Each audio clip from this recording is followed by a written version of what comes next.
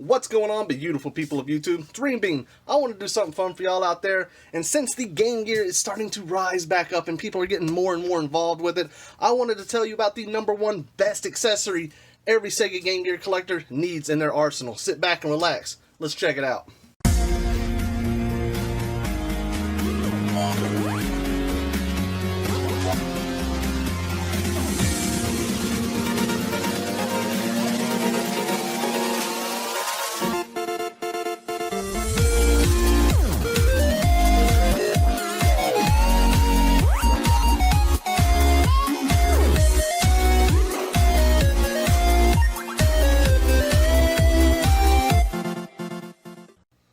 Alright everybody, so what I'm talking about in this video is the amazing Master Gear Converter, or Gear Master Converter, just depending on which one that you have. They were made by a few different people.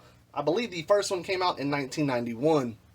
So what this amazing unit does is it allows you to play Sega Master System games directly on your Sega Game Gear. That is absolutely amazing for the fact that it opens up such a wide variety of games if you don't own a Master System itself.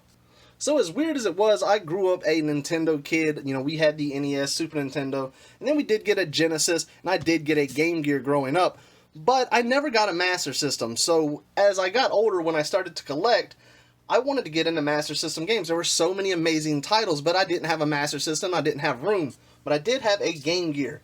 That's when this guy came along right here. Next thing you know, I had a whole world of games opened up right in front of me.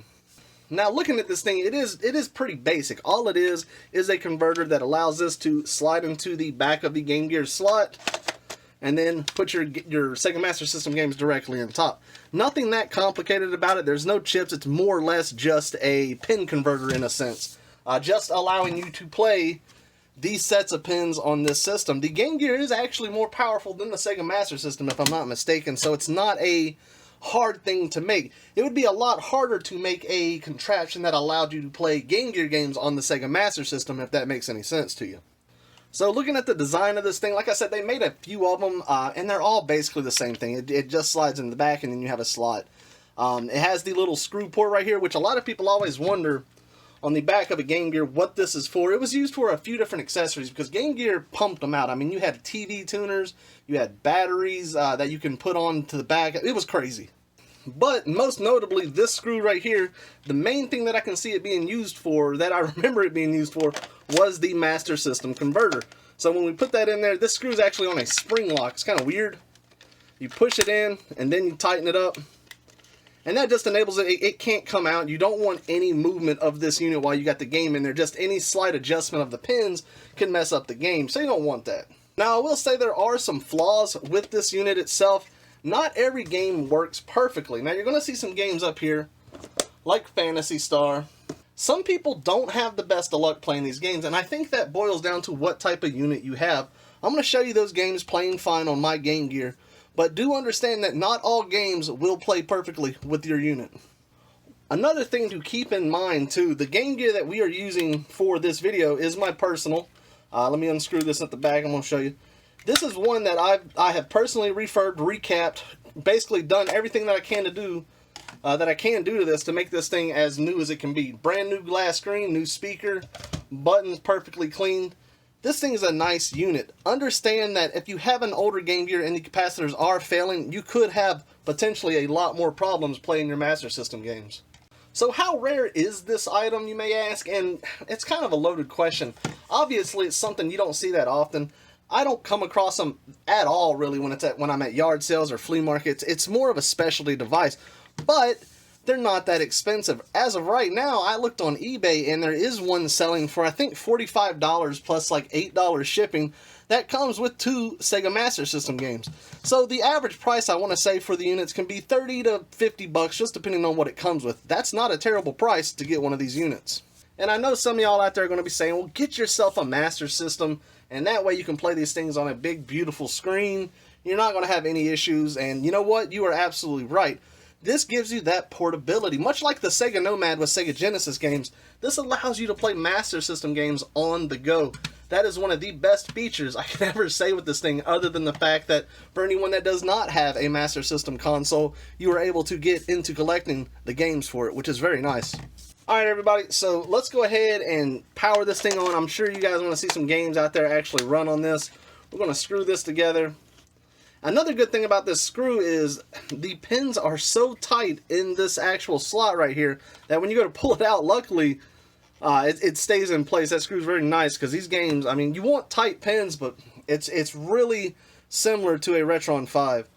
So anyways, some of the reasons you would want to play Sega Master System games on a Game Gear, not all the games for the Game Gear were as good as the original, such as Double Dragon. This one plays a lot more like the actual arcade than the one that came out for the Game Gear. Let me show you how it looks. Listen to that amazing amazing sound. Oh, that's so good. A refurbished Game Gear with a new speaker, man, it sounds beautiful. So anyways, let's try it out. This one plays a lot more closely related to the one that actually came out in arcade. The Game Gear version, which actually I could not find, I wanted to show you a comparison. I'm getting my butt kicked trying to talk and look down at this phone. Graphically, it's nice, it's doable, it's playable. Some of the issues you're going to find playing Master System games on a Game Gear start to come from the lettering and the size of the sprites. Now you'll notice with this game here, if you look up top, you can clearly read out the numbers and the letters. It's not that bad. Let's get into a game where it's a little bit more difficult to see what's going on. Alright, so the next game that we're playing here is Shinobi. I wanted to cut off all the lights just to give you guys the best visual representation you can get. And one thing that I love is you can actually see the title of the Master System game, almost like it was designed for the Game Gear later down the road. So playing Shinobi here, one thing you're going to notice is the enemy's bullets are extremely hard to see. So not only are the enemy's projectiles hard to see, yours are as well. It just makes things very difficult. If you had, let's say, the Mick Will mod, it would make things a lot easier. But do understand that some games with the screen reduction, it's going to make things a lot harder to see. Mainly small sprites, movables, and letters.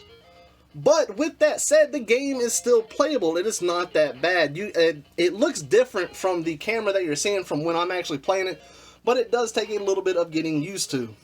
Here I got a copy of Altered Beast going. What's great about this is it only came out for the Master System and the Genesis at the time. It never came out for the Game Gear. But with this converter, we are able to play it. This one does suffer from some of the problems I mentioned earlier about some things being difficult to see. But this game is still 100% completely playable. So with anyone who never got to experience Altered Beast, for some people they hate it. For me, I personally like the game. It's short, it doesn't take long. And this, for being as short as it is a great travel game right here. If you had a 30-minute commute, you could probably knock out the entire story in one go. So I wanted to end this video with one of the games that you see in the thumbnail. This, you know, it's the big title that everybody loves. That if they get a Master System, it's the one title that they need in their collection. For me, it was one that I was very happy to finally get. A lot of people say that they have trouble playing Phantasy Star on their converters. They say the sprite disappears or the dungeons don't work correctly. For me, I have no issue playing this game, and what's really nice about it, I'll show you, is the lettering is big enough to where it's very legible. It works out very nicely to where you can see just about everything on the screen, almost as if it was made to be converted onto a Game Gear. So if we pull up our item screen, or menu screen, you can see everything is nicely seen. It's very easy to make out what's going on. The battle sequences look great. Let's see if we can get into one and get killed real quick. It's very easy to come across a battle in Phantasy Star. It doesn't take much, and you're usually going to get whacked pretty quick. Let's see. I don't believe this is not my file on this one right here. Mine was a little bit lower, but that's okay. I'm just going to give you an idea of how it looks. You're able to play full-fledged RPGs, and there's not that many for the Game Gear with the Master System converter. So this unit right here is what makes it worth it, guys. Alright guys, so at the end of this video, I want to talk to you about, is this worth it to you? Is this something you should buy? Well, you got to ask yourself, do you like Sega? Do you want to get into Sega? Do you own a Master System? Do you want to play these games on the go? For me, I think it's awesome to be able to take this on a car ride and have 2 hours of maximum battery life, because this thing drains them really quickly unless I got the battery expansion, and enjoy some Master System games on the go. That's, for me, I am an originalist. I like to play original hardware, and this is about as original as you can get playing on a Game Gear.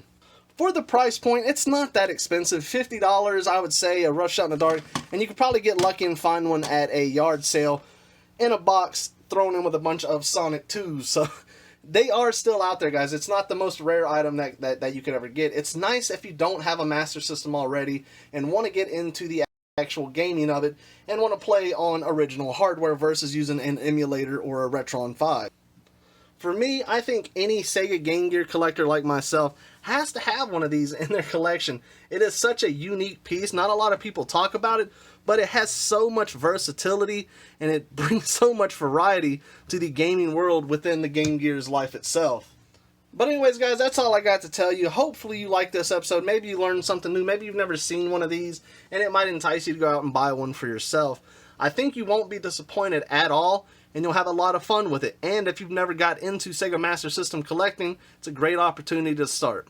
So anyways, guys, I hope you all enjoyed this video. As always, take care and enjoy the rest of your day.